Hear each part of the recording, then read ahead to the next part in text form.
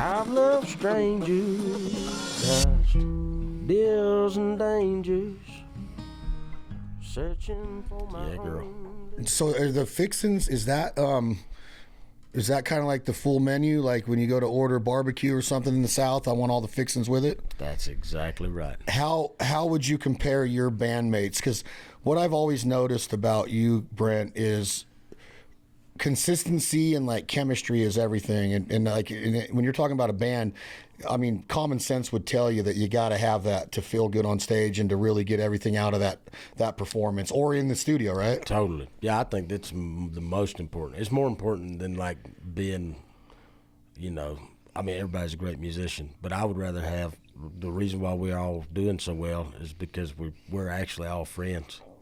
That's why I tell at the show a bunch of times. The thing about our show is there is no show.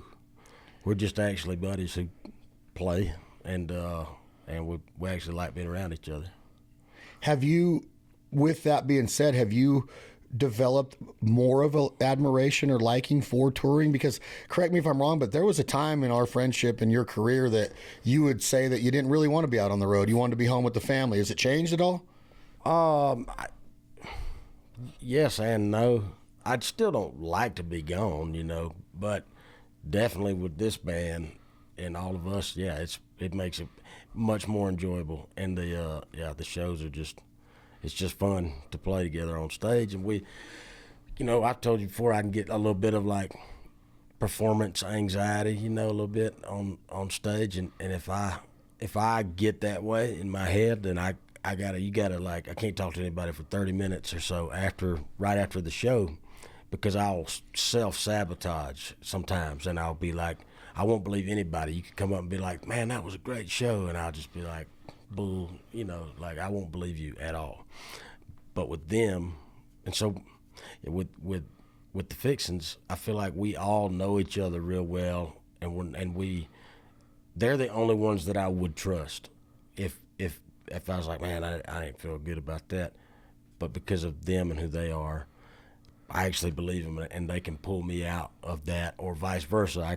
We trust each other, and it's like the first complete band that I think I've ever even had that I experienced that with. Matt, you are, to me, okay, and I know that you're going to say, yeah, well, thanks for saying that, but your reputation comes as being a badass guitar player, and I've seen you live a lot of times, and Brent shaking his head, Wade shaking his head. You're a very good guitar player. With what Cobb just said, there's a time in a person's career where I've seen it in Nashville to where you become sought after, whether it's a studio or whether it's a band live. Yeah. Does that ever cross your mind with the friendship that you form with Brent Cobb of like, man, people want me to play and they want me to go and they want me to do this? Do you ever even consider it? Nah, not really. I mean, because I feel like Brent and my connection is kind of like the Lennon-McCartney thing. I feel like it's just a bond that happens to very few people in this. There's people who make a lot of great friends playing music, and I just feel like when I met him, it was a special connection, and through all these years, it's sort of just it's like a brotherhood, It'd be like I think obviously there's a push for me to figure out what I'm going to do. Sort of touring can't last forever, It's going to have to do something else. So I would love to get in the studio eventually and do that, but I can't see making music live without doing it in this band. I mean, I feel like the band that we have now is the band Brent's always deserved, in all honesty. A big part of my business, Matt, because I have folks that work for us that don't necessarily enjoy hunting or the outdoors. They enjoy the outdoors, but more so maybe being on the lake or in the snow skiing slopes and stuff. Yeah.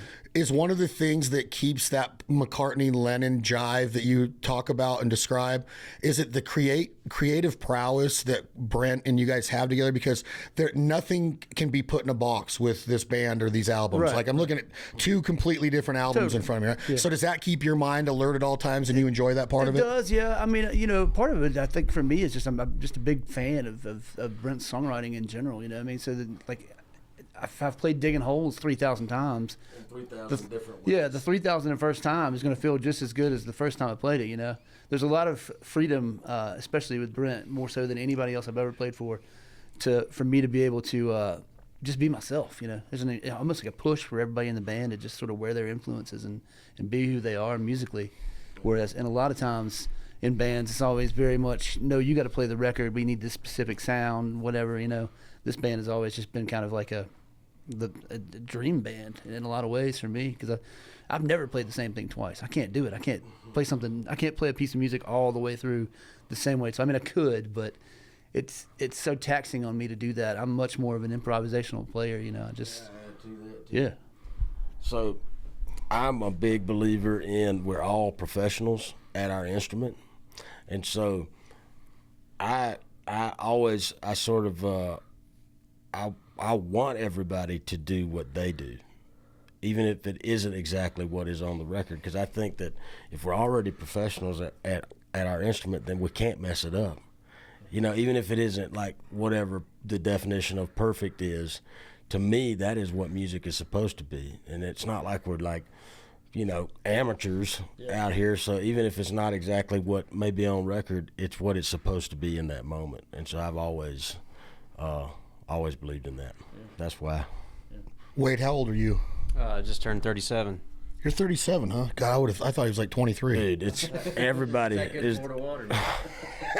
You're talking to the Florida man. When you hear somebody like Matt say that he's a fan of Brent Cobb's songwriting, I've heard things of like people have waited to get in a room with Brent. Brent's hard to get in a room with. Brent has a reputation of being a perfectionist, even though he's sitting here telling me that he's not. But when it comes to the songwriting part, what do you look at, like when you get to see him doing, you know, his craft, and then you get to see them executing and putting a song together? You're a musician, you're an artist. Just describe Brent Cobb's prowess as a songwriter a little bit and what it means to you. All right, no pressure. Well, to me, I believe Brent to be one of the best songwriters of all time, but especially in the time we're in right now. And going into a room with Brent to write is always a treat. We always come out with something that's amazing. On the new record, Ain't Rocked in a While, co-wrote with Matt and Brent, and Power Man. A song called Power Man, and it was just us hanging out together. And but once it's time to get to work, it's serious, and we don't, like, we were up last night till after midnight working on a song, just because the song is the driver, you know. And Brent's very sensitive to that, and you can tell that he knows that songs are this thing that's out there, and when it picks you, you gotta respect it, and that's what I noticed most about writing with Brent. And I'll add also to that the whole perfectionist thing is not. I'm definitely not a perfectionist, except like last night when we was working on, you know, we were trying to get down the road on the next line. I do try to make sure that if I am in any way a perfectionist, is to make sure that the pure emotion of whatever the character is, and like the song we were writing last night, how would that person in real conversation, like what would be the way they would say whatever the line is next. And so I'm not a perfectionist in the way of like, well, we got to trim this fat off to do this, and it's got to be this many syllables on, you know, but it is more of like, it has to be what is the honest what serves the song. What serves the song, and how would that character say whatever. So let's take a song, for example. Let's take King of Alabama, that was written about one of your good friends, and we've talked about the story on this podcast before. I didn't even know the man, but it makes me sad to know what you guys all went through, and especially how that went down that night. And I'll let you talk about, you know, who that is, and because you even mentioned his wife, his son in there, and but when you're talking about what you just described, the raw emotion and the character, that's kind of like an inside tribute song. Like the most of your listening audience has no idea who this man was. So is your goal to let them know, like, hey, this is what this man meant to me? Or is it just something that is more self-serving to you, like no matter what, this song's going to be on the record? How do you take a song like King of Alabama and get an audience to go, holy smokes, I want to meet that guy. I wish I would have got to meet that guy. Was that your goal with it? Well, there were a couple goals, but one is it was intentionally written in a way that your King of Alabama might be different than who I'm writing that song about, and I would like to write it in a way that could be about whoever you think the King of Alabama is, you know. But it also, like that song particularly, it also has to be super genuine from my own personal relationship with Wayne Mills, you know, and his family. So it's a little bit of both. There's I don't necessarily, it wasn't intended for people to just have to know who Wayne was, you know what I mean? But I want them to feel like they knew who he was anyway. But you wanted them to feel like they did, because that's what it did to me. But I also didn't. Yeah. But I don't mention Wayne's name. No. You know, in the lyric. If I'm talking about it though, then we're gonna talk about who Wayne was. You know, just in conversation. But man, there's been a bunch of amazing artists come out of Alabama that people may not have known Wayne, but that song could be about whoever that is to them. Could be about Adam Hood. If you ask Adam, he probably thinks it's about him. No, I just kidding. Did he write it with you? Yeah, we did actually write it together. Jamie Johnson's from Alabama. Correct. We're going to talk about this new record a lot today, because I mean, it's just Ain't Rocked in a While and I'm a rock and roll guy. You know, I'm a huge Guns N' Roses guy. Yep. I'm wearing the shirt of one of my favorite bands who you guys actually just put a new song out. Yep. The song you just mentioned that you wrote, Cody Cannon's on a new version of it. Yeah. To me, Cody Cannon is amazing. Yeah, I just think he's an amazing writer. Just a real dude. He's a real dude. Mm-hmm. But real quick, before we move into your relationship with Whiskey Myers and the new album and all that, Jamie Johnson, just as a person that you know, and you've met him many times, and I know he knows who you are. Mm-hmm. Just describe him real quick. And am I off basis by saying he's just like could be in the GOAT conversation? For sure. To me, well, we were talking about your top list last night. You were talking about, I don't remember who you said you were telling, but who your top 5 or whatever of country artists were, and Jamie was included in that. I think definitely of modern times, Jamie is a timeless, as much of a legend as any of the other ones that you had on your list. And specifically where we're at now with like the whatever you want to call it, the stuff that isn't on radio country that, you know, like Zach Bryan blew up the way he did, you know, or this whole shift that Sierra Farrell, you know, that people, there's finally an audience for those people. I think Jamie was definitely a foundational artist that helped make it where it is now. You know, 20 years ago, Jamie put that you know, the Guitar Song album or the Lonesome Song album, and that definitely laid the groundwork for what's happening right now. Also, just to kind of relate it to Wayne Mills, Wayne took Jamie on his first touring experiences when he got out of. They grew up together, you know, pretty much. They went to college together, and so Wayne, back then nobody knew who Jamie was, and Wayne took him out and would have him riding in the back of the 15-passenger van, and now Wayne is taking Jack out. Jack's been playing. Jamie is. Did I say Wayne? Yeah, I meant Jamie is now taking Wayne's son, who is college age. He might be 21, maybe now, but he's out playing guitar with Jamie. So it's just like this full circle. Who is the King of Alabama? Might be multiple ones, you know. Matt, when you hear Brent talk about like it,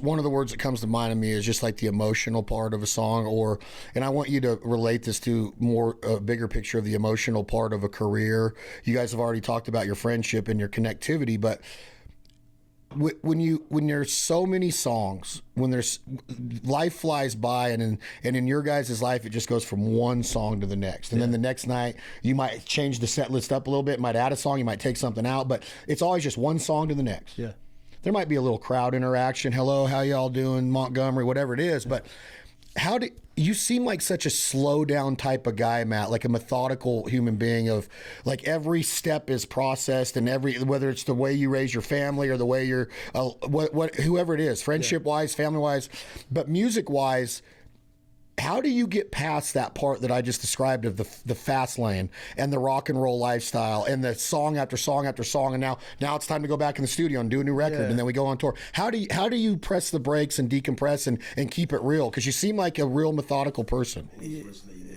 Yeah. That's the song. Even if it's broke, is kind of about that. But honestly, it's been a kind of a struggle for years to find that balance for me.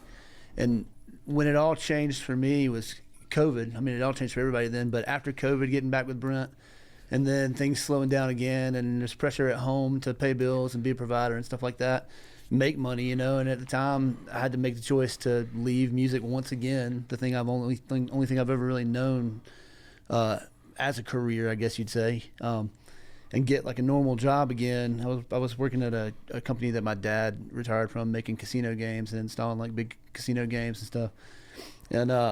And then I just realized, like, I mean, no matter what I'm doing, life is going to move fast, you know? And so I might as well do what I love. And even though music is fast and it's like a roller coaster ride that sometimes you don't want to be on, you know, the worst day playing music is better than any other day I've ever had not playing music. And I can't imagine not doing it.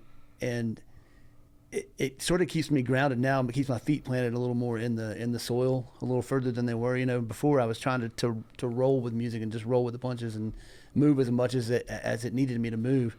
Now I find that I can just center myself and like the world will move around me, but I don't have to move as fast as it does, if that makes sense. Yeah, it does. You know, I don't have to just get caught up in the whirlwind of things. I can always anchor myself. I mean, really, just sitting here with a guitar. You know, that's like, even if it's in a hotel room after we've had a long day of travel or whatever, sitting there for 5 minutes with a guitar resets my balance and everything. I mean, my soul, everything just it's reconnects me and realigns me completely. So it's not tedious. It's not where you're just like, oh man, I got to play this riff again. Like No. you still look forward to picking that guitar every day. Absolutely. I mean, if you take the guitar out of my hands, then you might as well lay me in the ground. Because if I couldn't play guitar in some capacity, I don't think I'd get through a day. I mean, I look forward to it. Even at home, I pick the guitar up for an hour, 2 hours a day throughout the day, just strumming, playing if I'm not working on something. And I mean, you know, as far as the calculated thing, I am always looking ahead, you know, but I think that helps musically as well too, because music has always been like a language to me. So when we're up there on stage, I've often said it's not about what you play, it's about what you don't play.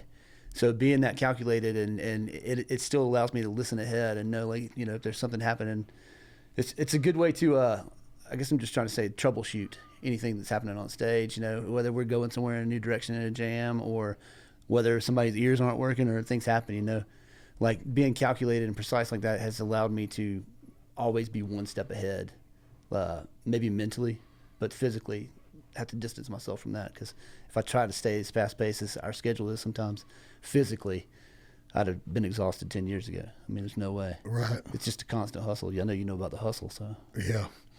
I like the hustle. Yeah, I do too. I mean, I enjoy it for sure. We always, I'm sorry to butt in on No, you're good. But we also, here's another reason why this band gets along so well, is that we make it a point, what he just said, like we go and work is music, but then it's also naturally how he decompresses as well. And that's what I'm the same way. It's how I live. Music, obviously, what keeps lights on mostly, and the baby's fed, but it is also total. We can be on a 3-week tour, you know, playing 4 nights a week and then have a day off, but do that for 3 weeks. And the first thing I do even when I get home and the kids are down, I pick up the guitar. And this whole band, I think we all sort of approach music that way. It's our career, but it's also our pastime. I don't have many hobbies. You know what I mean? I like to grill. I like to strum on my guitar. Do you find the process in songwriting with, like, kind of like last night when you sat down at dinner, you're like, man, I got a hot one. And I'm like, what do you mean? You're like, I got an idea. I got to get on it. So you have to take that and execute it right then, where you could have put the song into your Rolodex, into your iPhone, come up with another idea. But talk to me about that process. And Wade touched on it a little bit too, is that you had to get to the song, and you've written a lot of them, and you've written a lot of good ones. You've been part of a lot of good songs. Like, thanks, man. I got a story real quick before you answer this question about Brent Cobb songs, and I told this to one of your guys last night. I might have been talking to before you guys got there. I was hunting with Luke Bryan in March, and he's just awesome. Yeah, dude. Luke, if you're listening, which I know you are, you're awesome, and we have a blast together. And I don't know him that well, but I wish I did. He's a good dude. But the way he spoke of you when I said this, I said, Luke, I looked right at him. I go, you mind if I fanboy for just 1 second? He goes, give it to me. And I said, you want to know the best song you've ever sang? And he gets down on one knee, and I'm sitting at a table like this, and he sits right here on one knee, and his face is right here. Yeah. And he's into it. I said, Tailgate Blues. And he goes, you know who Brent Cobb is? I went, and he just started going off. Dude. I wish I'd have had a camera on him when he was talking. He just starts going off, right? And I'm like, man, this dude freaking knows what I'm talking about. So I made this video of this Deemer box underneath this tree. You got to see it, Brent. I'd love to. It's covered in moss in Florida. We're Osceola hunting, and that line comes up. Trees curl all across, and they're covered. And we texted to Luke. Yeah. And he's just like, damn, man, it's just the glow. But talk to me a little bit about that song, and then like last night, and how that process and the emotions take place of a song. Yeah. All right. Well. First of all, Luke has been in my corner since day one of my professional pursuit of making a career out of music. He had gotten a hold of that first album, No Place Left to Leave album. I'd just gotten back from LA. I was still playing in Mile Marker 5 band. My best friend Sean Radford, you met Sean, he came out. I probably talked about this, I don't know, but he gave Luke that album. Luke's always like my first trip to Nashville. He took us straight into Larry Willoughby's office at Capitol Records. He was the head of A&R there, as vice president of Capitol at the time, and made him listen to Bar Guitar and Honky Tonk Crowd right there. And Larry had been doing it for this is not me talking bad about him, but he was had checked out. He was going to be retiring in a couple years, been there for 30 years, and he really didn't give a shit. But just for Luke to do that, I mean, he took me straight into Aaron Tannenbaum's office at Paradigm Booking Agency, and made him listen right there, and man, I love that dude. And he's real talented. He catches a lot of shit from... He can sing a country song. Oh, my God, man. Luke, that's why... So he and I also wrote there's a song on Keep Me On Their Toes album called Good Times and Good Love. And I brought that in, and it's a country song. I played just a piece of it. But it's like, good times and good love don't last forever. It's a country song. And, I love that song. But I took that in. I took that into Luke because I was like, people don't know how great he is at country music, and he can play the fool out of piano. That's him playing the piano on my Keep 'Em On Their Toes. But my goal was, I just want people to realize how great he is at that, at traditional country music, and how much he genuinely comes from that. So I brought that in, and we wrote it together. In my mind, I was like, dude, just hear me out, Luke, because you catch all this shit. But just imagine, the CMA Awards, and there's, the cut from a commercial break, and it opens up, and there's the stage, and there's just a grand piano sitting there, a lone grand piano, and then your country ass walks out, decked out, like some Ronnie Millsap shit, and you sit down behind this grand piano, good times and good loves don't last forever. If he busted into that, dude, it would freak people out, because a lot of times he gets blamed, for the bro country and the tailgate and all that, right. Yeah. And dude, he just kept doing what was working, you know what I mean? But he can do that real country. He can get down on. Well, I mean, all my friends say was country as heck, in my opinion. But Tailgate Blues, I love. I tried to explain it last night, Cobb, and you guys tell me if I'm wrong.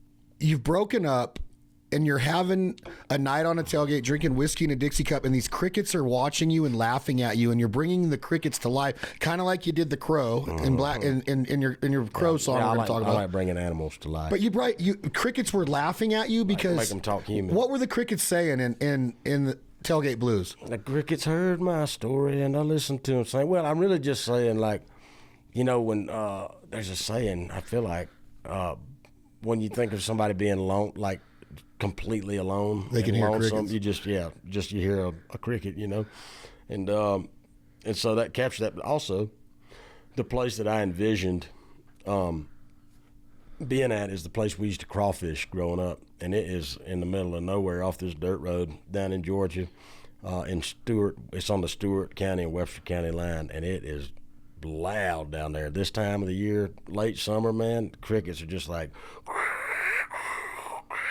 you know, and there's moss, and that's what the whole thing. Yeah, it's about a relationship that no longer exists, and you don't have nobody but the crickets listening. Here, do me a favor and just tell me what this makes you think of. This is what we sent to Luke. Matt, I want you to watch this with him.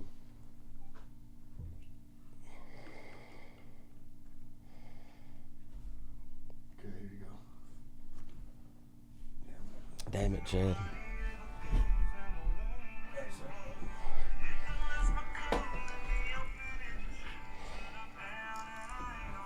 Watch this line right here.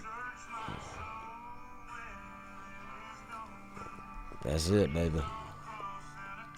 Yeah, dude. Yeah. Did he respond to you? Right to Troy Link, the owner of Jack Link's Jerky. Yeah.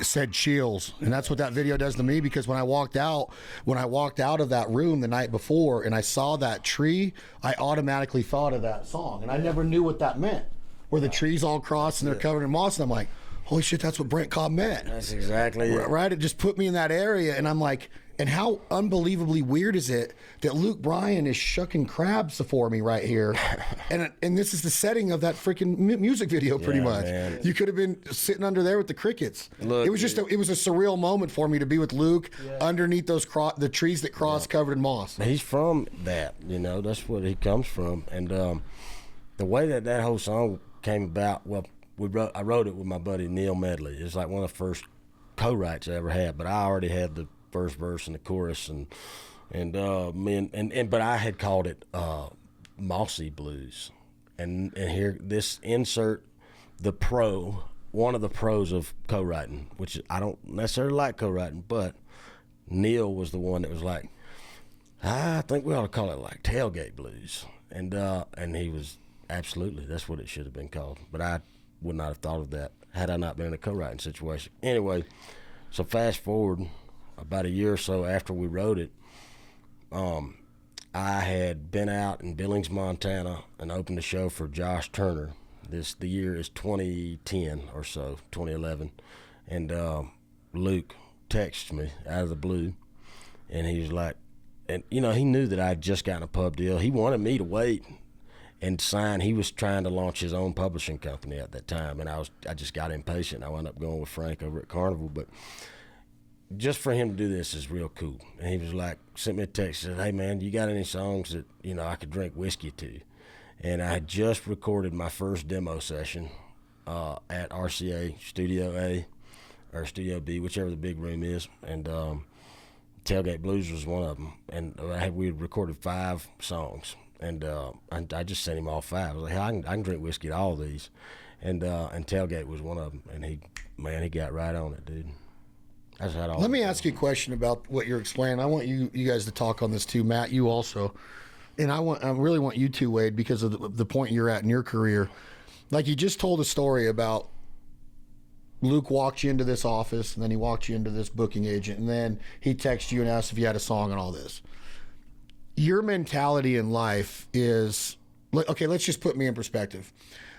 If I wanted to meet Luke Bryan, I would text Brent Cobb and I would say, hey, I need you to introduce me to Luke Bryan because he's a hunter and I want to meet him, right? Of course I'm not going to do that.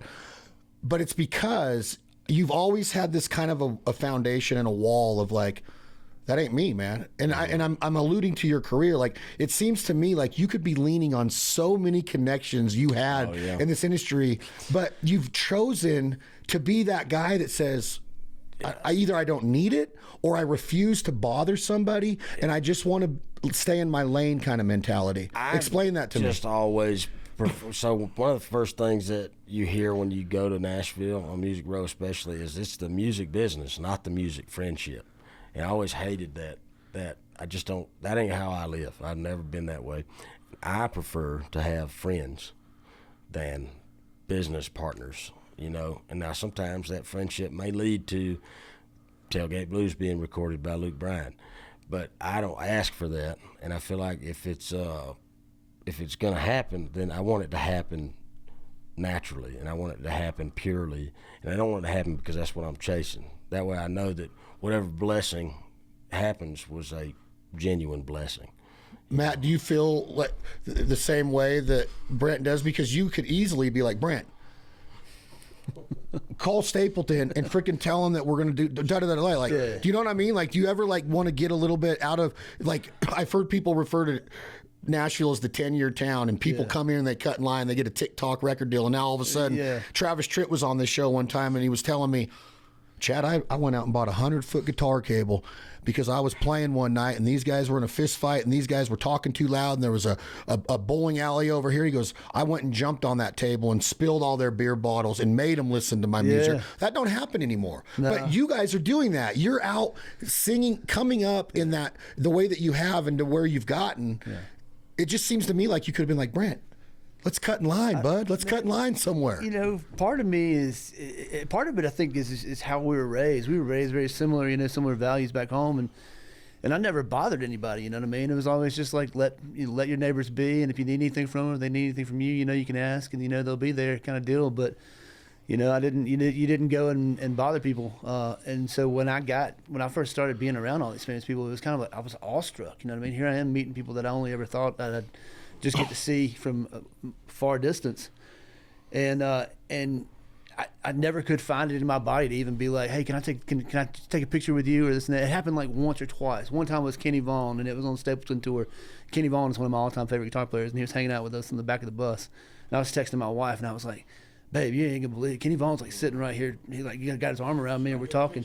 She's like, get a picture. Same thing happened with Kid Rock. We were it was after one of the Drake shows. And we were in Michigan there and went to his house and had a party. And I was texting her and I was like, I'm hanging out with all these people. And she's like, get a picture. And I'm like, I just can't do it, you know. We especially don't ask for favors. Yeah. So I mean, probably if I can't ask for a picture with them, I'm not going to ask for a favor from them, man. Wait, you being around this and what Matt's describing right there of.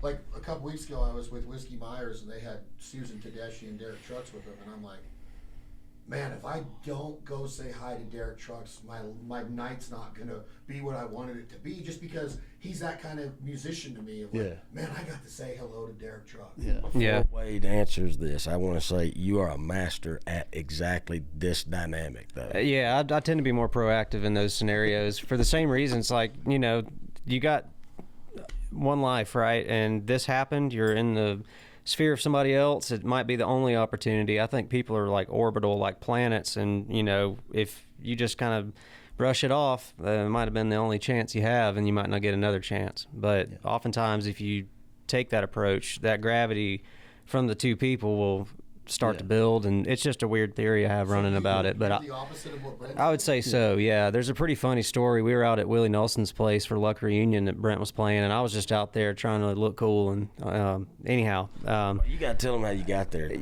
Well, that's a longer story. It was like an almost famous kind of thing. But basically, we got a tip that we could potentially volunteer. Me and my buddy Jace Cardy, who did the album artwork there for Ain't Rocked in a While, and all the videos and stuff. But what's up, Jace?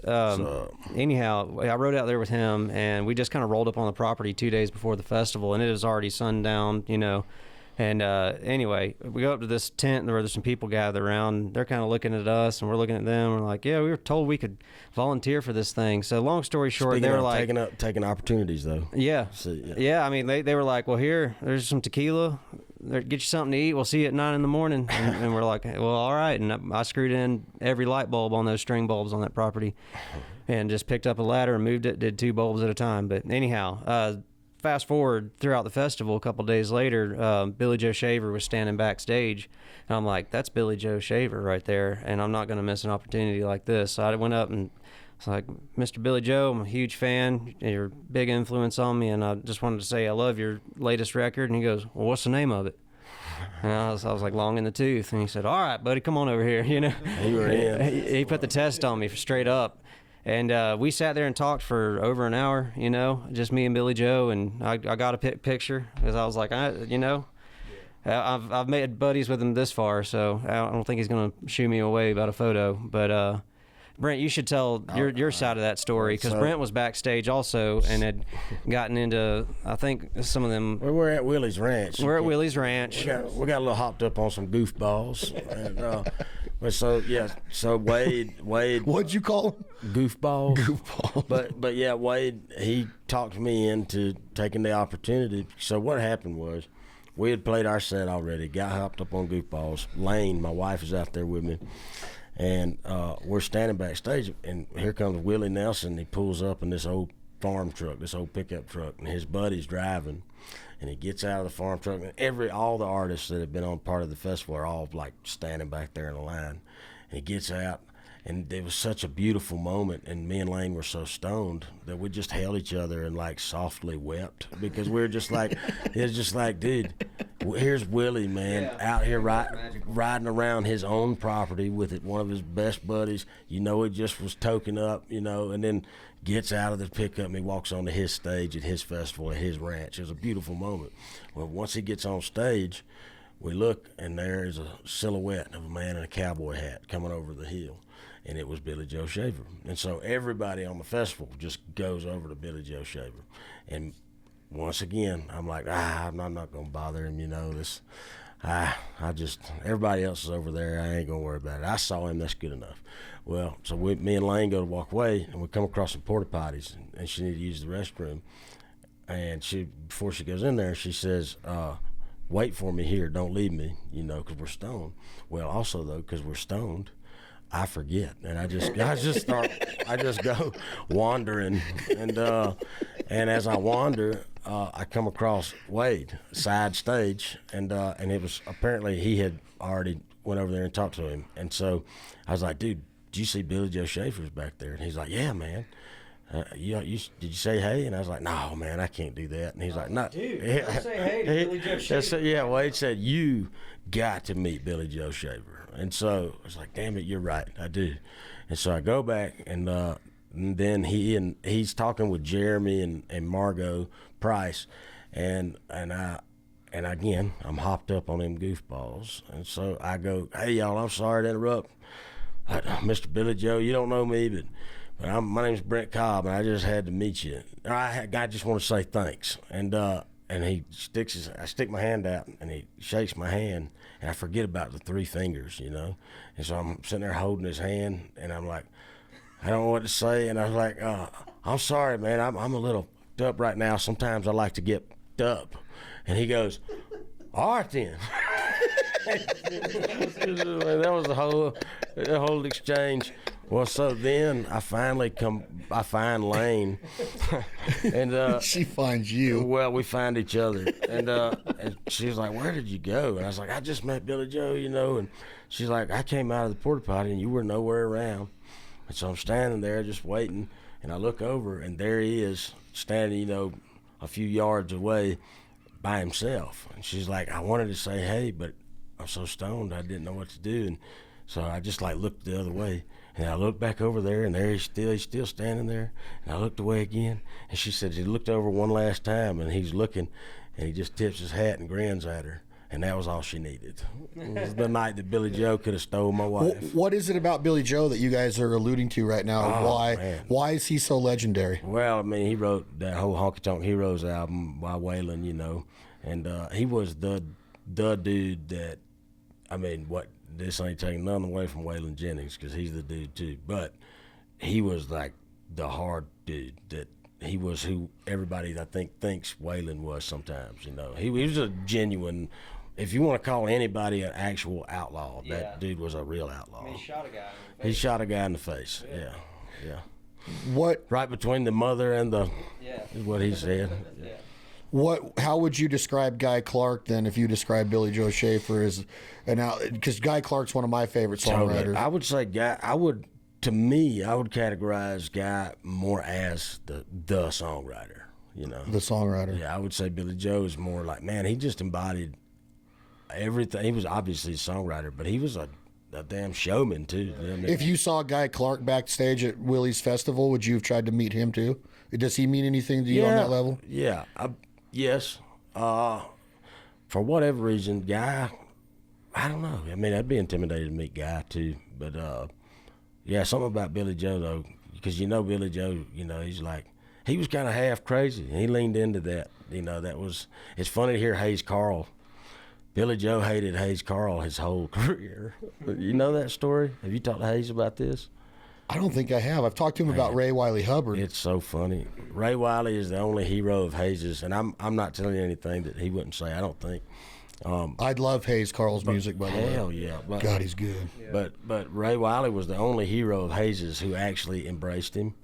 Every other hero, it'd be this weird circumstances, for whatever reason, caused them to not like Hayes Carll. They didn't trust him and shit. It's hilarious. You should get Hayes. I got to get him back on here and talk. Does that include Robert Earl Keen and all of them? None of them like him. Robert might. I don't know that Robert, he probably does. But it's hilarious to get Hayes to talk about it. I could probably call Hayes right now and we could get him to tell it on the... See if he answers. You got to tell. He's been on the show several times. I love Hayes Carll. Little Rock was the first album I ever heard. Let's see if he answers. Let's see if he answers. Mr. Hayes Carll. Hey, man. Well, I'm actually on Chad Belding's podcast right now. We're in the middle of it. Okay. And if you don't mind, and we'll cut it out if you don't like it, but he was asking, I was telling him my Billy Joe Shaver story, and your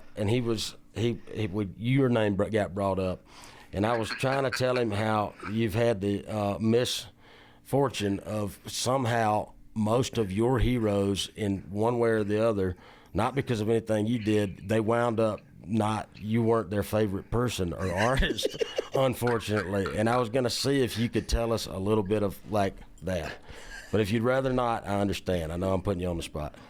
Oh, that's fine, man. Yeah, not most of them, but I've had a couple people I looked up to that somehow got on the wrong side. But yeah, Billy Joe was a special case, and I'll preface it by saying I think he's one of the world's greatest songwriters, and was a hero. But yeah, my first tour, with my first record, I got to open up. I had 3 shows opening up for him, and the first one was in Dallas, where I'm at right now.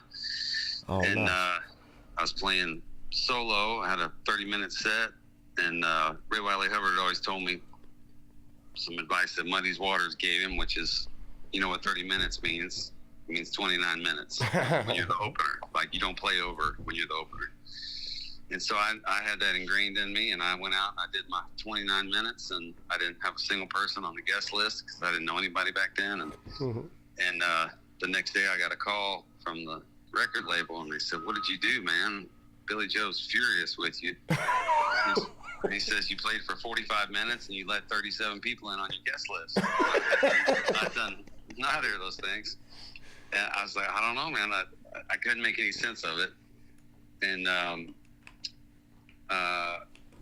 so on the third night of the tour, we were in Nashville, the final night, and I went up to him afterwards just to try and apologize and clear it up.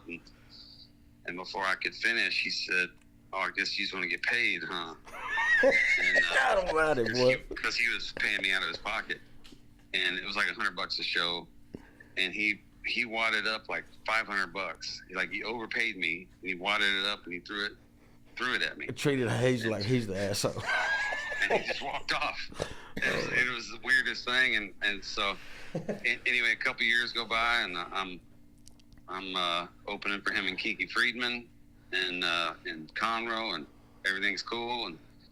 But I, being an idiot, I'm like, here's another chance for me to clear this up. And so as soon as I was like, "Hey, Billy Joe, a couple years back, man, I just want to apologize for the confusion before I can finish." He gets real dark, and it's like, "Oh, I guess that old son of a bitch was lying to me, huh?" And it storms off. So this just went on for years, and we would have good moments and bad, but the finale of it was he was on Don Imus one day, which was a big radio show, and Don was a big champion of mine, and so he played my song coming into the segment. He was playing Beaumont or something, and he goes, "Billy Joe, that was Hayes Carll. You gotta love Hayes Carll, don't you?" And Billy, rather than just say nothing or just say, "Yeah, he's fine," or whatever, he goes, on national radio, just goes, no, I don't like it at all. It plays too long, cost me money. Holy shit! This is like 15 years After the original. Thing. Oh my He God. built his entire career of a thing I never did in the first place, and I never could figure it out. And so, all you ever tried to do was be a sweetheart to him, and it just never would work out. It's one of my favorite stories. That is awesome. Yeah. Can I ask Hayes something? tried. Hey, Chad wanted to ask you Hold something. on. Sorry to hold you up, man. Hayes, how you been, brother? I'm doing well, thanks, buddy. Hey, thank you for this. The signed records as always. I'm getting him ready to have Brent and the boys sign the new album they just put out. But I wanted to ask you a quick question since we do have the great Brent Cobb and Matt and Wade in here right now. You mentioned Billy Joe being one of the all-time, either your favorite or one of the all-time greatest songwriters. Drunken Poet's Dream, I can name so many of your songs that are just masterclass in songwriting, in my opinion. But I want your opinion on Brent Cobb's songwriting and what his songs do to you, if you don't mind, and I hope that's not putting you on the spot. Oh man, not at all. Brent's one of my favorites, man, and just for a lot of reasons. One, he's so soulful, and I just appreciate his take. It's mainly because I'm ripping you off, Hayes. Man, there's only so many melodies out there, you know. Do you consider him a great songwriter, Hayes? I do. I think he's a great songwriter and a great performer. You know, a lot of times they go hand in hand. It's people can write a song, but it doesn't stand up on its own, and people can sing a song, but they don't have the ability to write them. And I feel like Brent brings both those things to it. I love you. He's Thanks, just man. so soulful and so smooth and such an attention to detail and so much heart. And it's his stuff is a great mood changer for me. Your stuff, I guess I'm talking to you both, but yeah. Thanks, man. I hold you in high esteem, my friend. Hayes, when you say stuff like that, and the opportunity that guys like you and Brent and Matt and Wade have to make on writing a song and having it cut by somebody that might put it on their album, they might take it to radio. Do you think it's a drawback what you just said about somebody like Brent Cobb? And I also put you in that category of nobody can sing these songs the way you guys do. And like, I'll take Shine On Rainy Day, and I love Leanne Womack, but when she sang it, it didn't hit for me like when Brent. So do you think it's a holdback that you guys deliver them the way they were meant to be delivered, to where another artist that might say, well, I do want to put this on an album or take it to radio, that they hold off because they can't even match what you did originally? Oh, I mean, maybe to some degree, just because, you know, I mean, for myself, it's like I just have a kind of certain quirky style. I don't know that it's good or bad, but it's my style. But I'll say Leanne Womack recorded one of my songs, and I think she did it a whole lot better than I do. So I guess it just depends on the artist and what type of song it is at the end of the day. Because some people, you know, a lot of the delivery of a song is, you know, your style, your vocal inflection, where you're putting the emphasis, and just how you shape the words and stuff, and that can be a thing that can be really unique to somebody. But I also think, and there's some songs of mine that like are dependent on that, and so maybe an artist would steer away from covering it. But I also think if you write a great song that holds up, that anybody can cover it. And you know, like Bob Dylan's one of my favorite singers, but that's not has not stopped a million people from covering his songs, and there's plenty of 100% examples like that. Makes total sense. Well, I'm going to give you back to Brent, and I'm just going to end it by saying that my goal now is to do some kind of gig next summer where you and Brent are together, because that would be one unbelievable night of music. I'd love it. It'd be a great hang, and the Getting Back Together tour. The Getting Back Together tour. Yeah. Well, Brent, I just saw Wally last weekend. Really? In Braunfels. Yeah, he was out with Jamie, and we did the Robert O'Keefe fundraiser. Yep. And I'm loading in right now in the Longhorn Ballroom in Dallas, and Ray Wiley Hubbard just rolled up. He's playing the show with us tonight. So damn. a whole lot of good folks. Well, I love you, man. Thanks for letting me put you on the spot like that. Oh, my pleasure, man. It's great to hear your voice. All right, y'all hold it down. All right, you guys have fun. See you, bud. Man, How about that? What a catalog though of Hayes is from A to Z legend, man. He's a true legend of our time. Yeah. Yeah, because of Jerry Jeff Walker, I got into Hayes Carll. How's that? My brother met Jerry Jeff through a college baseball teammate that was dating Jerry Jeff's daughter. And Jerry Jeff was coming to a place called the Silverton Casino and Hotel in Vegas with David Allen Coe. And if you go in my house, you'll see the signed backstage passes that Jerry Jeff and David Allen Coe signed. And they're also signed that guitar that I'm going to have you guys sign today, hopefully. You've already signed it, but I want to have these two sign it as well and the other bandmates. But we were at this place called Kylie Ranch for a Jerry Jeff Walker gig. Mm-hmm. And backstage, they were playing this music, and I'm like, damn, this is a freaking awesome song. And it was real fast paced, and it was a song called Little Rock, and he's rocking through this song, and I'm like, man, I like this. And they're like, oh, this is a guy named Hayes Carll. And what year is this? God dang it. Would that have been 8 or 10 when that album came out, maybe? Yeah, 8? I would say, yeah. The right Trouble about, of Mind album. Right in there. The Little Rock album. The Little Rock album that he just re-released on vinyl. But anyway, it was like ever since then I just started. There's a line in a song called "Drunken Poet's Dream" about the books of Louis L'Amour. Yeah, there's a pistol on the table and a Bible on the floor, and there's a worn out book of Louis L'Amour, and I'm like, dude, that's my uncle's house he just described. That's my Uncle Lavor's house up on the Via Rim.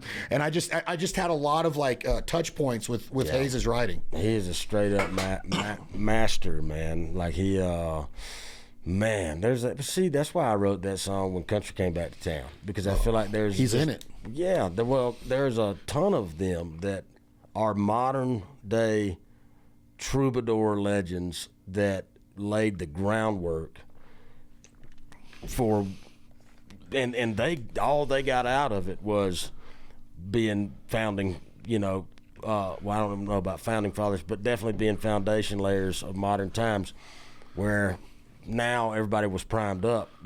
I have a theory on all this. The reason why stuff like Zach Bryan or the Strays, or there's a ton of them right now that are like popping off kind of fast in comparison to a career like Hayes's or Ryan Bingham. And I think it's because the people who were listening to that stuff when it was coming out, the Hayes stuff, or Isbell, they had kids that were real little, and those kids were listening to that stuff, and then subconsciously grew up to now they're college age, and they don't even realize it, but they were primed to like that kind of outside of the radio realm of country music. But it's because of people like Hayes Carll and because of Ryan Bingham or Nikki Lane or anyway, that's what I think, man. Makes sense. I know. I just wish that Hayes and them could get. They should be regarded as legends now, and they should have at least half the size. Not according to Billy Joe Schaefer. Don't ask Billy Joe about it. but yeah, I agree. I agree, and I think that when I talk about those words breaking an artist, I've never understood how some people do, and the ones that I think are the best in the world don't. But then when you ask somebody that you feel like, why haven't you broke? Maybe they're happy at where they're at. I don't know. Sometimes I think it's a timing thing too, man. I think, well, it's kind of what we were talking about earlier. I've been doing it now for 20 years, which is insane to me. I'm thankful I started so young, because I still feel like, the song we started writing last night is called The Peak. And I feel like I have yet to even reach my peak. I think that there was many years that I was worried. I was like, damn, maybe I already peaked.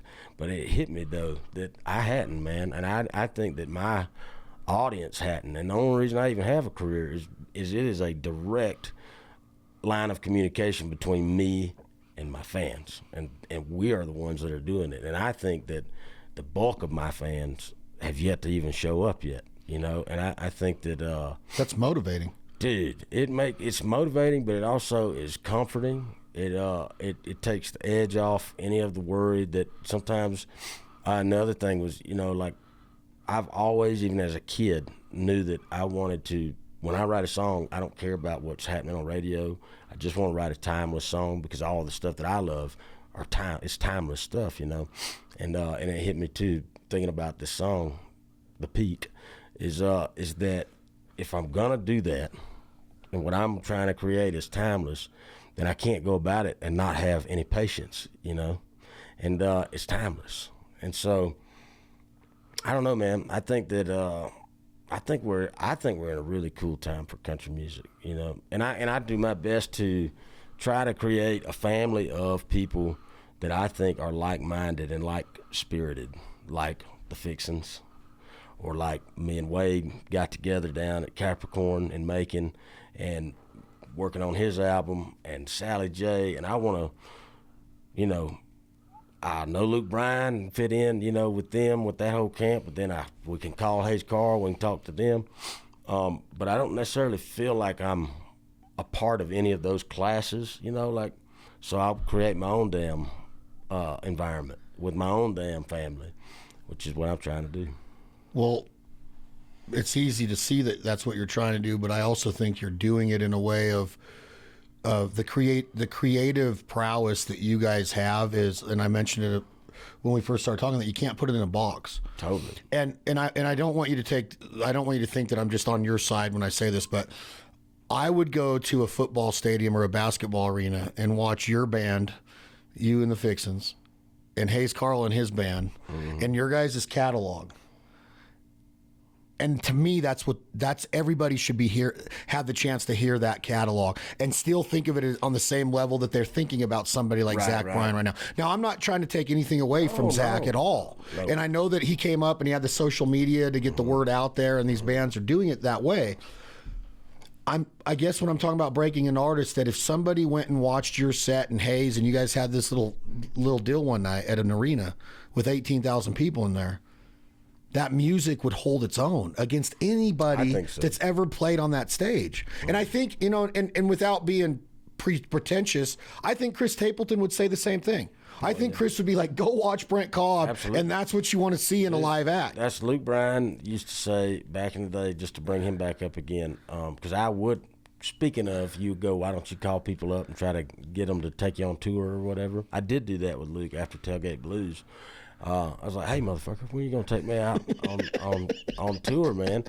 And he's like, man, I want to take you, and you can come right now. You can go. And it was in the height of bro country.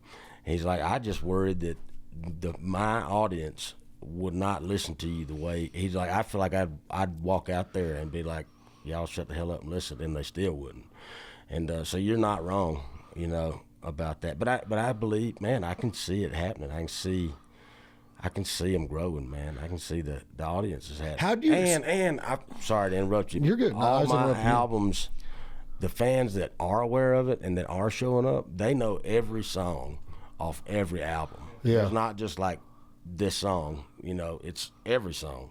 And so I'm grateful that I think that as it continues to catch on, that there's going to be this whole deep well of back catalog that people can then still go and discover, and it's all going to be just as good as whatever got them into it currently, So do you think that your song, Get On Down the Road, get on down the road, wait for this truck, when the dust settles? When the dust settles. Sorry. Whatever, man. You could write that today and it'd still be part of your career, of the timeline right now. You're still just being patient, because that song like if you listen to it, maybe my understanding of Nashville is what that song is. Mm. Is that what it's written about? Is that you're like, well, there's all these bro trucks jacked up and they're in my way right now, but I'm just gonna. At that time, yes. Now it would be, when we still perform it sometimes. I think I probably lean more towards the TikTok. Like the way that these people can have never played a show before in their life, and they get on TikTok and all of a sudden they got, 15,000 fans showing up at shows. I might be a little bit, it might come from that frustration a little bit if I were to write it or perform it now, You know, Is it frustrating to you? it can be because I go just like with Hayes Carll. You know, like, man, that dude's been doing it. I've been doing it 20 years, and he's got 10 years on me doing it, and he still is like struggling. You know, it's crazy. Not that he's struggling, but I just mean like, you know, I don't know what size venue he's playing tonight, but I know that it should be bigger. That's what my point was. Yeah, Because he man. said he's playing a bar in Dallas, and I'm like, well, why aren't you at the Paramount Theater? So yeah, that's when it can be a little frustrating just because of that. Just because. Does that frustrate you on your timeline as an artist that of this waiting game? A little bit, yeah. I'd be lying if I said it wasn't frustrating. I've been in Nashville now 9 years almost, and as soon as that 10-year mark hits, I'd see you later, dude. And I'm gonna jump ship. But Brent said, you know, on that note that yeah, it's a 10-year town. You make it. That's what everybody says. He's like, no, what it is it takes 10 years of living there to be able to leave and have it not affect you. So it takes 10 years for you to be there to where when you do leave, people don't forget you. right.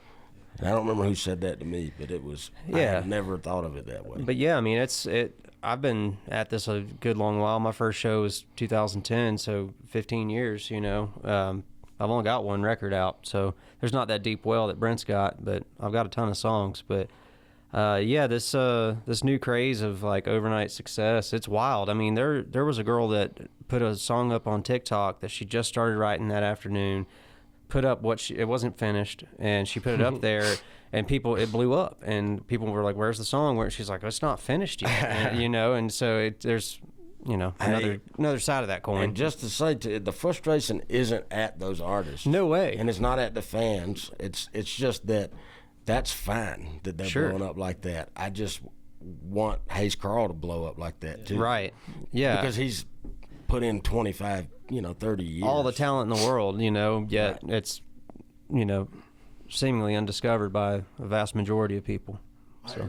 Who are so willing to be fans of that similar Right, style. And he's a founding person of it. Yeah. Now, when you talk about the Red Clays, Matt, I want you to talk about, like, you guys were on tour with the Red Clay Strays in the last year or so. What does it do to you they should be opening for you guys? Like, your personal opinion of what that does to you as an artist, is it humbling? Is it knock you down a notch? How does the mentality of an artist of what we're describing here, how do you stay up of like, wait a minute, we're not supposed to be. I wouldn't say that. I wouldn't say that the Red Clay that Brent Cobb and the Fixin should be opening for the Red Clay Strays. Yeah. Now, I'm not trying to say that the Red Clay Strays aren't badass, because they are. Right. They got mad talent. Yeah, I love absolutely. them. Yeah, sure. But I love you guys more. Yeah. I'm just saying, why is it the other way around? I mean, I got a lot to say. Yeah, I know you do. I mean, I feel like we tag this one. I mean, for me, all I was going to say is it's humbling just to be able to know that I can step on stage and people want to come show up to the shows. And that mentality is where I try to stay. I try to live in that space. The fact that I can go to Europe and people will come to pay to hear me play guitar or hear us play our songs, and it's such a humbling thing that. And my dad always said back in the day, just joked. He's like, if somebody, they're closing for you. You're not opening for them. They're closing for you. You know what I mean? Like, so I'm as somebody who watched them grow, I followed them when they had like 100 followers on Instagram way back when, and watched the success. It's been wild, but again, I couldn't. I'm thankful when it happens to people like that are deserving of it. Versus there's a lot of people who aren't deserving of it, and then it gets harder to stay in that headspace of like, yeah, well, maybe we should be. Maybe we should be where they're at, and they're not. They should be where we're at, and reverse the roles. Well, the Strays would have also maybe even agreed with you at a certain point. I've known them since they're damn near just fresh out of high school, and they used to cover 30-06 and stuff. And what's cool about them blowing up though is that they remember me then when they would ask any advice or whatever. If I had any advice, I could tell them what not to do. But and so it is cool when they get to that level and they turn around and they invite us to come out and be in front of their audience like they do. They're great, man. And they that band specifically have put in the years and the work. They were in the same damn van, and they did all the mechanicking on it when it broke down. And I mean, they're for real. Do you think that the trajectory of what you're living right now? Again, I want to start in on the new record, but with your trajectory and this path that you're on, is it I don't give a shit attitude? I'm going to do it the Brent Cobb way, because now all of a sudden we're talking country music, but this new album doesn't fall in a box of traditional country. It wouldn't be on the country radio in a lot of ways. Maybe one song on outlaw radio, maybe. I don't know. I'm just saying, like, how do you make that decision all of a sudden to say we ain't rocked in a while? Because that's a badass name, man. Thanks, that man. is so sick, Well, the look, way you guys name that. First of all, radio has never played me, so I don't have to worry about that. And then, second of all, the way it all happened was I was trying to impress Tuck, my son. I got him a drum kit a couple of years ago for his birthday, and he wanted me to rock. He's like, "Daddy, play some rock and roll guitar." And so I hit a lick. He didn't care. "No, play some rock guitar, Daddy." Hit another lick. He still didn't care. He's like, "Play some rock guitar like Matt Man, Daddy." And so I started coming up with the riff for the title track, and then that turned into this album. And and it is because, you know, I came from, like, the earliest stuff when I was 12, like, really learning how to write songs. I was learning Sabbath songs, and I was learning AC/DC and Metallica and Pink Floyd and all that stuff. And then Matt and the Fixins, they all come from rock backgrounds, and just as a natural thing for us to get together and do. Last thing, though, I've never claimed to be a country artist either. I've always just said that what I do is Southern.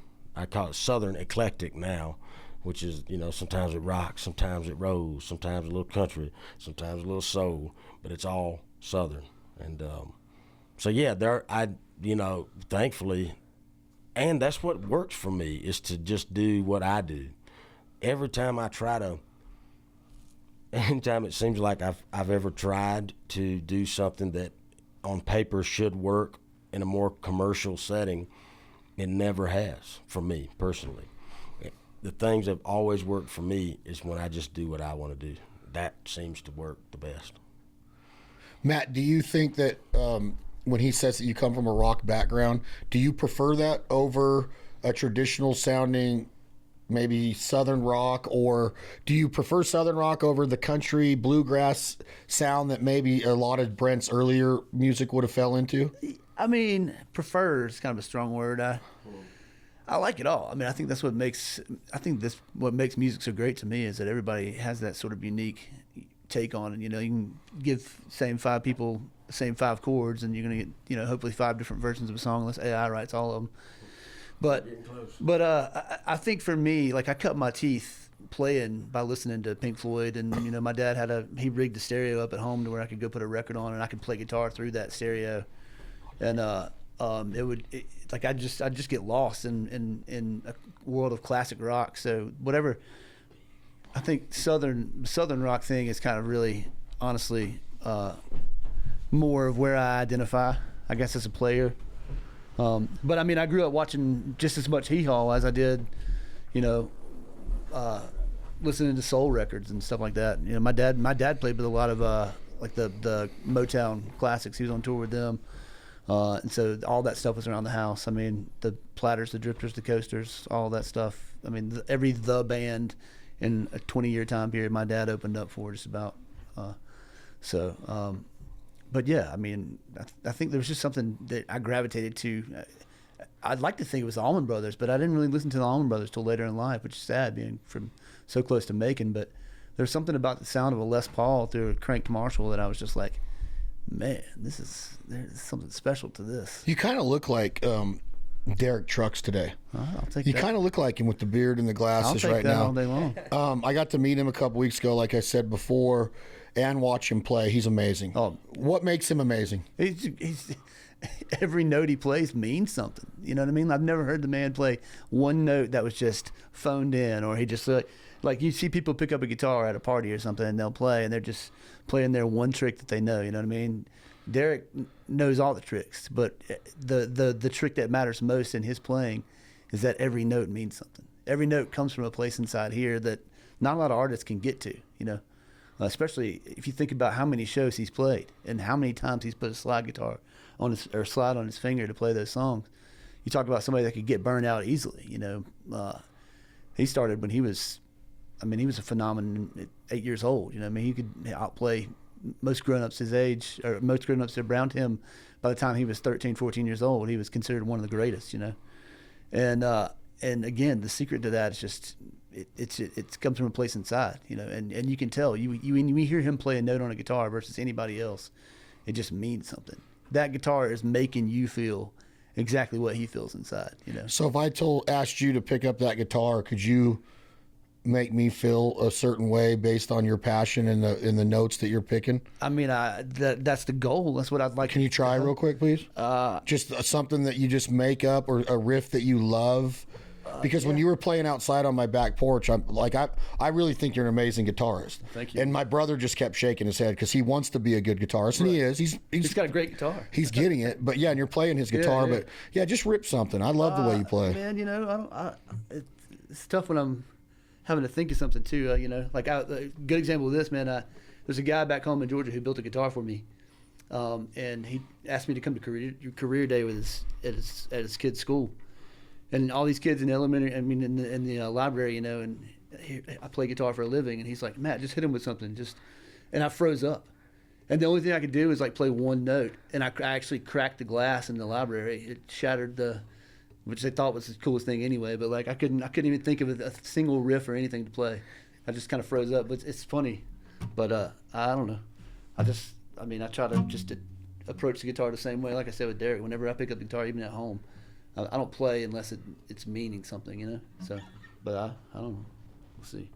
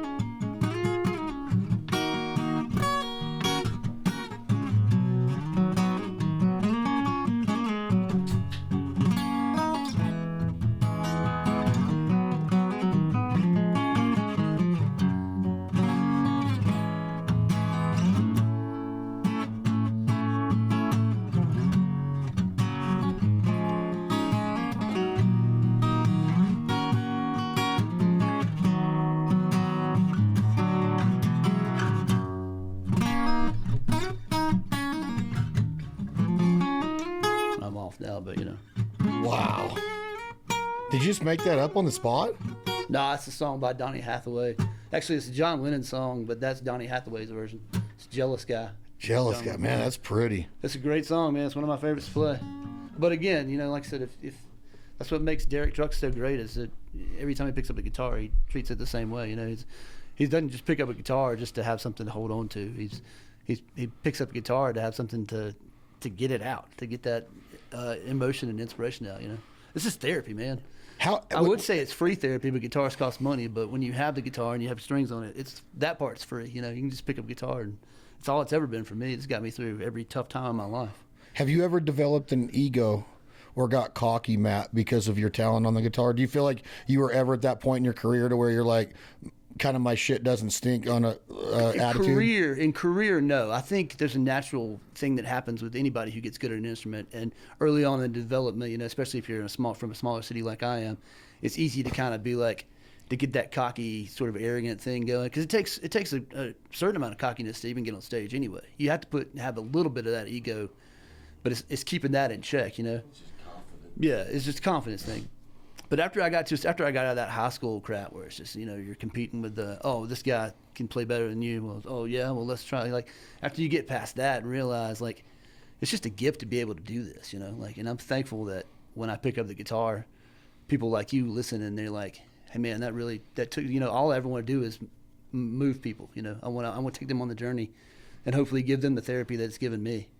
And so I think that's kept me humbled. The fact that that I've had to leave and come back to it so many times through the years too is also another humbling factor for me, because when you replace the guitar with a tool belt and a gas card, and they say, okay, go install casino games, and the other side of the country, you may be back in a week, you may be back in 3 weeks, we don't really know, kind of deal. It's a lot different than just getting out there and playing music with your friends, and so I think any chance of developing an ego I had was long gone anyway, because I just know so many great players who they're just incredible players. First time I ever stepped foot in Nashville, I was just like, the dude on the corner is better than any guitar player I've ever heard in my life, and he's busking for change. God forbid I walk into one of these bars and hear one of these guys play, but and we cross paths with so many great musicians anyway. It'd be hard for me to get an ego, I think, because there's so many people out there that I just admire that it could just that could do this but just don't. They've given it up to do other things, raise families or whatever, so yeah, so many of my great examples. A buddy of mine back home, Ben knows him too. Ben can tell you all about him. His name is Jerry Walker, one of the most talented guitar players, Chet Atkins style player, phenomenal, kind of a Ryan Adams style songwriter, but definitely his own sort of take on things. He just cannot play. Like, he's a loose cannon and can't play. Like, he has the gift, but he can't play in public for some reason. Really? So he can't share it, and when I know that people like that are just sitting there at home and could be out here doing it, it's real humbling to me. You just named another artist that's mind blowing to me, Ryan Adams. Man. Oh yeah. New York, that album. Oh, I don't know if enough people have listened to Ryan Adams in this world today.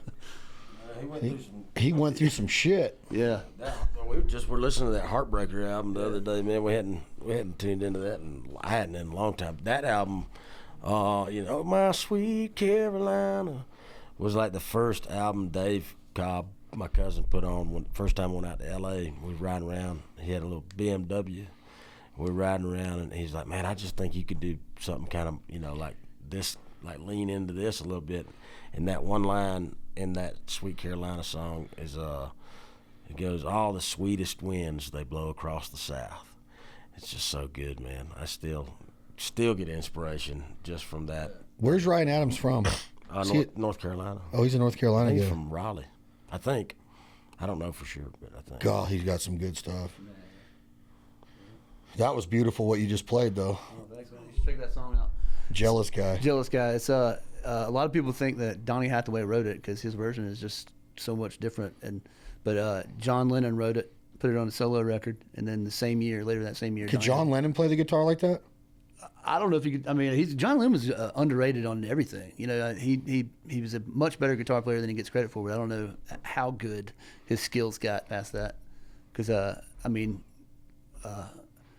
Beatles there's such a dark history there with the recordings of the way things were done, and so many question marks about who played what and when and what got replaced. And but I would like to think that John could shred. He just I think. He was just the quiet guy, I think he was just sort of like he wasn't quiet about his politics, but I think when it came to the music, he was content to just let whatever served the song be, kind of deal, not overplay, so to speak. And then Brent wrote a song called Shut Up and Sing that's the exact opposite of that mentality. Yeah. I've said that so many times when I watch these comedians or music acts get up on stage and try to tell me how to vote and stuff, I'm just like, hey, my buddy Brent Cobb says to shut up and sing, which that's what that song meant to me. Yeah, it really did, because I think that is true. I think that I paid to come here and watch you sing Freebird and not tell me that this or that. All I'm saying is, everybody just ought to do whatever they want to do. But for me, if I have an opinion about something, my whole job in life is to write songs about what I'm feeling. And so if I do have an opinion, I think the best way to share my opinion is by singing it. That's what I'm here to do. So there's nobody want to hear me talk about it, Can you do me a favor? I don't know if you're going to say yes to this, but do you think you could just sing like the first verse of Shine On Rainy Day with him picking behind you, or you picking too? Because this is a master class in songwriting. Would you agree, Matt? Yes. Would you agree, Wade? I would agree. Great song. Just a great song. Yeah, it's just an amazing song. I love this song. I wrote this with my buddy Andrew Combs. I had brought in the first verse and chorus, and then our first verse and half the chorus, and then we wrote the second verse together. I've loved strangers, dodged deals and dangers, searching for my own little piece from the countryside to the slick city streets.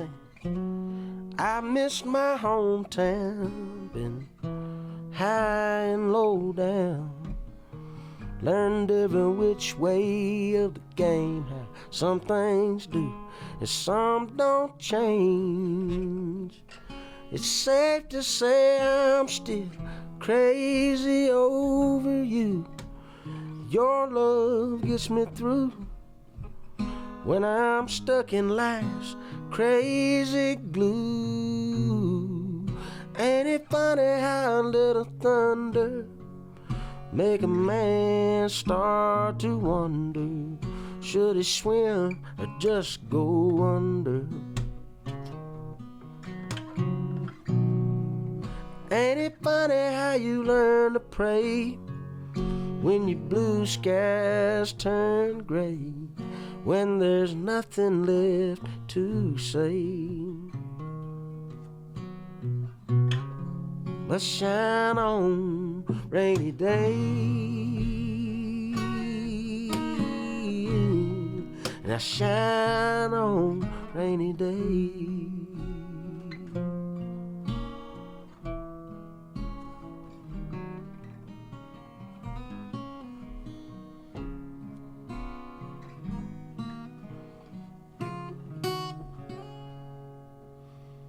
Glad we're so in tune together. Yeah. I have goosebumps. I love that song. How could you not? And even the second Thanks, verse Chad. about the tab. A friend once told me, he said, boy, you sound so lonely. All those cheating, leaving, done me wrongs. Have you ever heard of a happy song? Yeah, that was Andrew's. Offended, I set down my glass, I smiled and let the moment pass. Said the tab's on me. If you think I'm lying, laughing ain't a pleasure till you know about crying. I borrowed that last line now. Me and Andrew spent about an hour and a half trying to figure out how we could write that last line of that second verse without completely borrowing a Delbert McClinton and Glenn Clark line. They have a song, they have a song called Ain't What You Eat, but the way how you chew it. Adam Hood turned me on to this. It goes,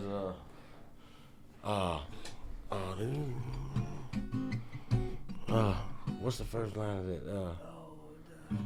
Ain't what you eat, but the way how you chew it. Oh man, I ain't gonna be able to remember it now. But he says, laughing ain't a pleasure till you know about crying. And it was the perfect line for that second verse. Some people's on and other people lying. Yeah, there's some people cheating and there's other people lying. Laughing ain't a pleasure till you know about crying. That is so sick. Me and Combs tried like hell to not straight up borrow that line, but it was the only way, and nothing else fit that perfect. But I take comfort in knowing that Chris Christopherson was quoted. He said, "Good songwriters borrow, great songwriters steal," and he stole that from Picasso. So. And he's a great songwriter. Correct, right? Like one of the greatest. Yeah. God, Chris Christopherson. I don't know if I was a huge fan of his singing, but I didn't mind it. I You always heard he was the worst out of the Highwaymen or whatever. Who did? Well, just a lot of people would always say that Chris isn't Totally. a good singer, but Like people kind of do that same talking about Bob Dylan. well, when Hayes just mentioned Bob Dylan being a great singer, I was like, really? Because most people say Right. he's a great songwriter, Yeah. and not really a great deliverer of the song. Man, I always say that I'm a songwriter-singer. I'm not a singer-songwriter.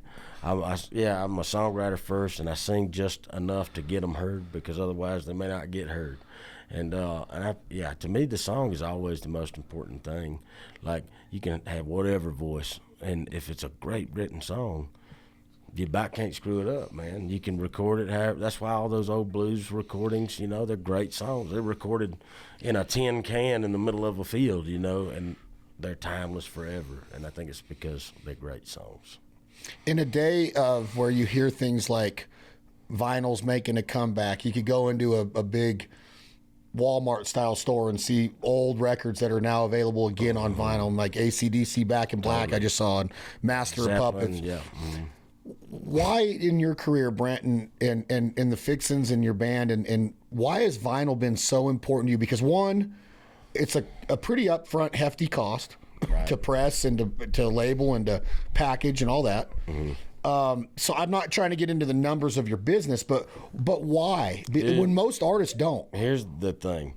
Well, vinyl has become like a delicacy now, you know, and so you have, just like connoisseurs of great bourbon and stuff, people who are connoisseurs of great music cannot get the sonic satisfaction out of a digital version, MP3 or whatever, that you can out of the physical difference of a vinyl.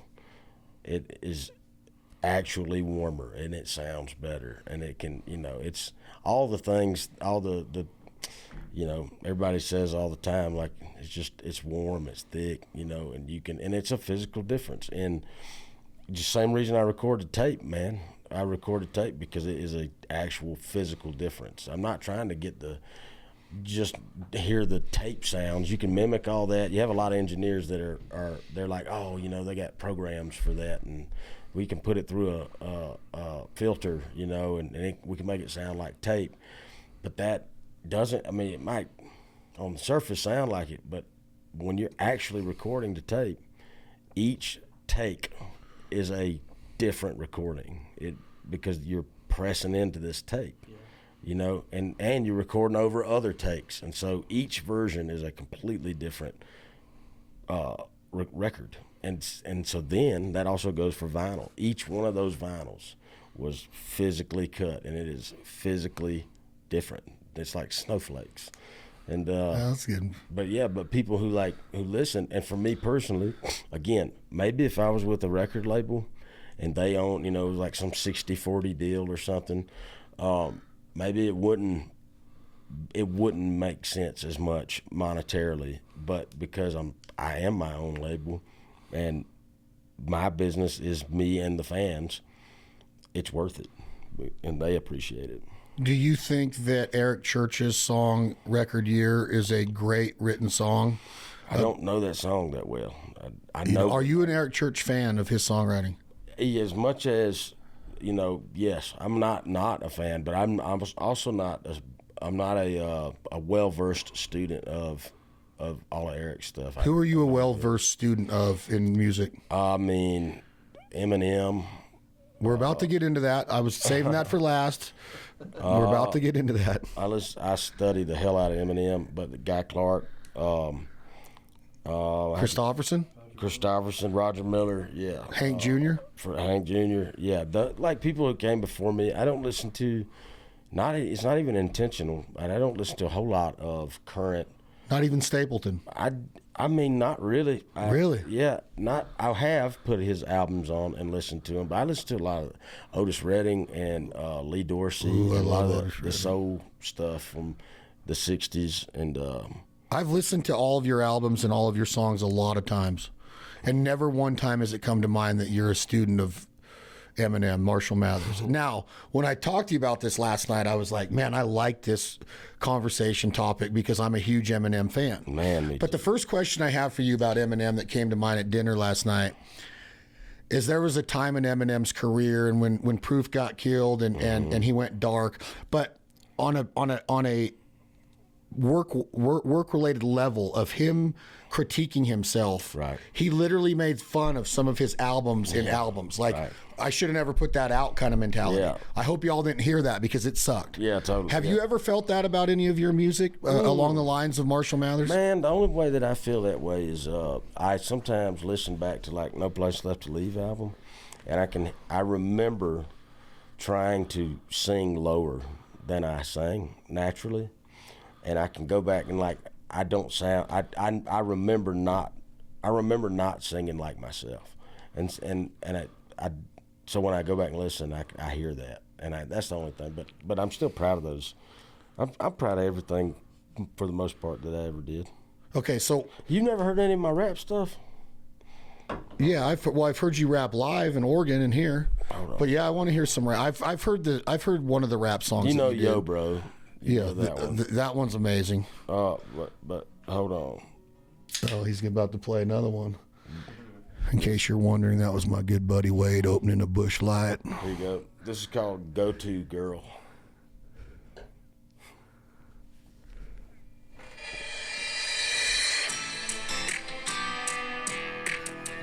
It was hilarious.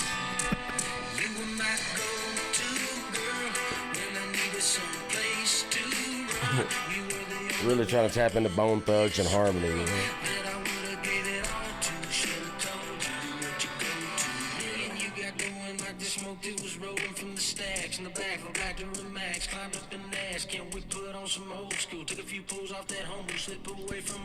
Did it again. I knew right then you were my. Oh yeah, wait for the second verse. I need this. I'll sing y'all. I got a handful. Are you gonna do an album? Maybe someday. Check this verse out. She ride around those on ladders. We were small town big timers till you were dripping eyeliner down your face. You said I hate this place, push the pedal down, never touch the brakes. Good God, I missed the taste of my What year's this? It's actually good. 20. Yeah, 2020. last week. It's actually good. No, it was the 2014 to 2016 time period where I had taken a break from touring because my daughter had been born. And I didn't want to be gone, and so that's one of those times in my career that I was trying to write for the market, and you had all these, you know, the bro stuff that was, they're doing like a half-rate version of country rap, you know, and at that time, and but I say I grew up on Outkast, man. I'm from Georgia. I grew up on Nappy Roots, and like that was country rap, but for real, you know, and it was done well. And so, yeah, there was a time that like I was a brand new dad, and I had not had like a hit as a songwriter. I still haven't had a hit as a songwriter. I never even had a single as a songwriter. And so, yeah, there was a time that I was just trying to write for the market, and I was like, well, look, guys, it ain't that I can't country rap. I can. I just choose not to. I'm gonna do it. I'm gonna do it better than you. And so I got a handful of them. I'll send them to you. Yeah, I would really like to have them. What? Have you heard Eminem's new song that's a The duet? new old one? You talking about everybody's looking at me? The one that just came out a couple months ago called Animals? I hadn't listened to. Oh wait, that's with what's his name? Jen? Is that one? It's with Hold on. I know what you're talking about. I actually don't think I've listened to it yet, which is crazy because all I've been listening to since like February is almost entirely exclusively Eminem and his whole catalog.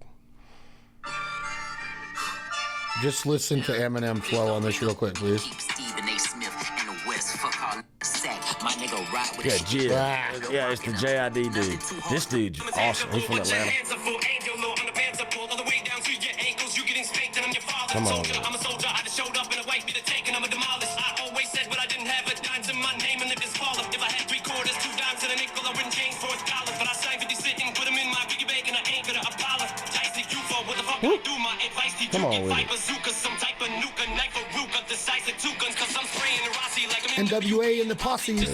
I'm talking like he goes, I'm gonna retire on this last album. This is it, the coup de grace. No. And then he comes out with this guy, and He I'm ain't like, retiring. dude, he's 53 years old, I just know. flowing. Keep going, cuz. He just rolls. Yeah, and I think I saw a clip where he said at one of the viewings of the Stand documentary he just put out. Man, I wish I could have went and saw Me that. too. But he said that he's just gonna do it forever. He's gonna. Do you know one thing I don't like is rap concerts. I've seen Eminem live twice, and it doesn't do Man, it I for would me love- like going to a rock Really? or a country I wonder concert. if it's because it's not like a band. It's like most, they're playing to a DJ and It's a so- DJ, and they got a guy that's like throwing in the little Yeah. words. I guess like I could- saw Ice Cube last summer. Oh, the hype person. yeah, the hype guy, and I was just like, man, this just doesn't hit. Like, Man, I tell you, dude, we did a show with Flo Rida several months ago. This dude like pretty much owns this little small town, and he threw his own birthday party, and he pretty much like rented the whole town square. It was us, the Wild Feathers or something like that. The Athens, Georgia. Yeah, I can't remember their name, but it was us, them, and Flo Rida was the headliner, and it was bad ass. he was good. Oh my God, it was awesome. Yeah, it was bad to the bone. What is that song that T.I. and Eminem Boots did? with Do you know T.I. at all? Do I know him? Like, I Do you don't know his him, music but at all? I know T.I. I should know it better. Have you heard That's All She Wrote? Dude. Eminem and T.I. Dude. Oh, man. I'm a huge Eminem fan. Me too, cuz. So before we get off of Eminem, you really, like, you study him, like his man. wordsmithing and the way that he puts words together and the cadences that he does so? Very much so. Over and over and over and over and over again. And I always feel bad when I turn it on in the van after a show because I feel like I'm wearing them out, but they're all they're cool. And You don't like rap? No, that ain't. Yeah, Nothing at all? we're all fans, man. But I like Lil Wayne, too. I love Lil Lil Wayne Wayne. can bounce. Dude, that damn song. 6 foot, 7 foot, 8 foot, what? It took me a long time to appreciate Lil Wayne. I always knew that it was me that I just wasn't getting it. Man, he's got one. Hold on, I gotta find this song. I'm a blunt blowing. Hey, it's on the Carter. 3? What's V stand for in Roman? 5. All right, so the Carter 5. It's the Dedicate. Do you know that song?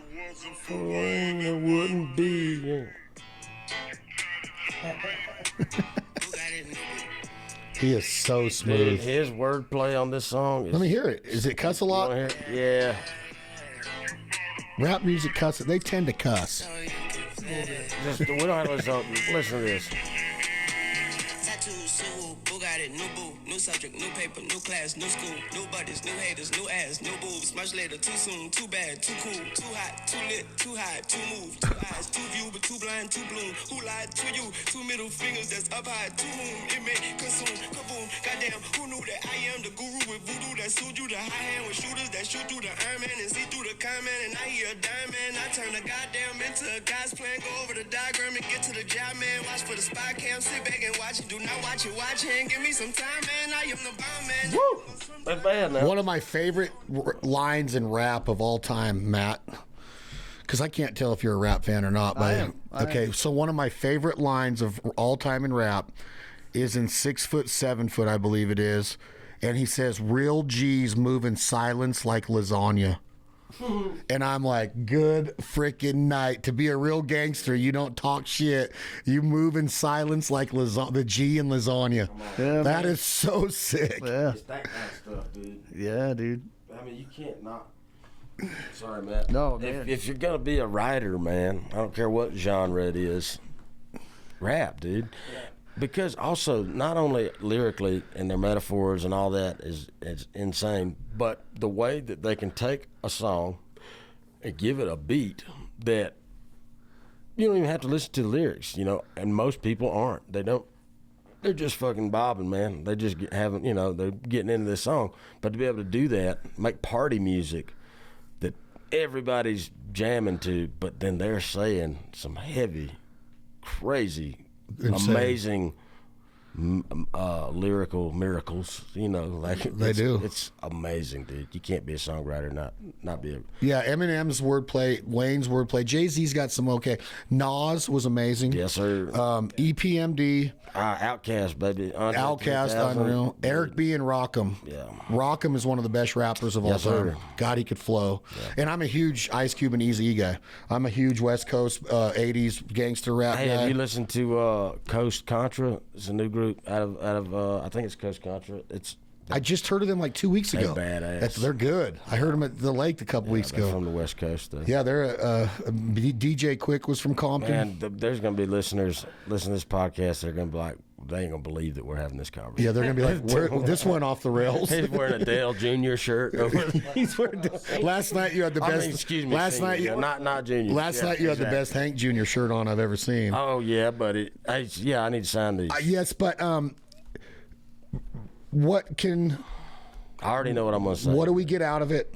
What is the listener getting out of this? What is this journey of We Ain't Rocked in a While? I know how it started with Tuck, but what are we going to get out of it? Is it going to be is it a storyline like Use Your Illusion 1 and 2 of Guns N' Roses, arguably the best albums ever made, Matt? Sorry to bring that up.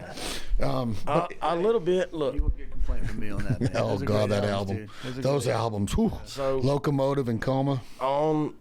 Ain't Rocked in a While. First and foremost, the Tuck story, but then also there was, there's been some shows me and Matt talk about. Obviously, we've been playing together for at least 15 years, and so we've witnessed it grow from nothing to a little bit of something.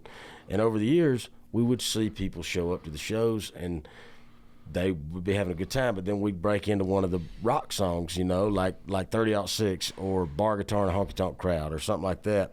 And you can kind of see them glaze over a little bit, and like there become a little bit of a disconnect, because I think that they mainly some of them would view me as just Southern storyteller, songwriter dude, and which is great because I am that. But it's not the first time. I have every album there is some rock leaning stuff, and so I just wanted to give people an actual full album of reference to where when they come to a show and it's more of a rock show, they're not surprised by it, So that was the second goal. And then on this, there's a little bit of a concept, kind of. The album starts with a song called Beyond Measure, and that version, the first version, is just Matt on piano, and then I'm singing solo, and then the guys we use some room mics to kind of have a slight harmony thing happen on there.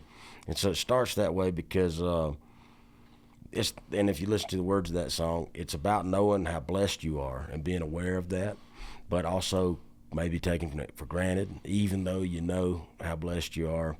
And when you start going down that path, it can get a little lonesome, and you feel like you're the only one out there going through this shit. And so that's why it starts with just that version, the piano version, where it's a little lonelier. But then by the end of the album, it's all of us. It's the rock version of Beyond Measure, because as you walk through life and you start to realize, damn, I'm not the only one going through whatever it is. All of us are out here going through the same shit, or all of us are out here singing the same song, which is the whole idea behind that bookending it. Wow. Yeah, man. Rap music, bro. I love rap music. Me too. Dude. But I really want you to know that you guys are like some seriously special artists. What you guys have done on these albums, Thanks, when people hear them, it's like a deer in headlights. They stop in their tracks. That song that you just sang a few minutes ago, when I play that for the first time of what would be a newbie to Brent Cobb and the Fixins, and they hear that, they get hooked, and then awesome. And it builds from there, because the songs are so real, and every time I think of like The Morning's Gonna Come and a lot of the songs on Province Canyon hit me because of the funk and the soul, man. They're just like, you just see like this little Chuck Berry in there. Yeah, I played Ted Nugent. I was with Ted Nugent, and I played him Morning's Gonna Come. Damn. And he is a student of Chuck Berry, and Ted's a good friend of mine. Ted's on the show all the time, and when I talk to Ted about music, I listen up. Yeah. I listen because I really think he knows his shit, right? And the way he talks about Billy Gibbons, and he played on stage with Prince one time at the Forum in L.A., and he was telling me the stories. He understands music, and when he hears a song, it's, oh yeah, that's got that funk. He can tell where kind of the influence came from, Sure. Or at least he's guessing pretty good. Okay, he's making a hypothesis, but he's usually dead on, and he could tell that there is funk and the grooviness to it, and he's like, that's got that Chuck Berry. For sure. It's got that kind of, and a lot of that's Southern. Yeah, especially that San Francisco Chuck Berry album where he gets a little psychedelic. Yeah. It's all funky. Yeah, for sure. Also, though, rap music, man, what we was just talking about, the way that they're able to make a groove happen, but then they're telling a deeper story. If you listen, that's all especially on that Providence Canyon album, or like Morning Gonna Come, yeah, it's about a party and waking up hungover, but it's also a metaphor to the you can do all this stuff in the darkness that you want, but someday you got to face the light. And so It's true. And that's rap is so good at doing that.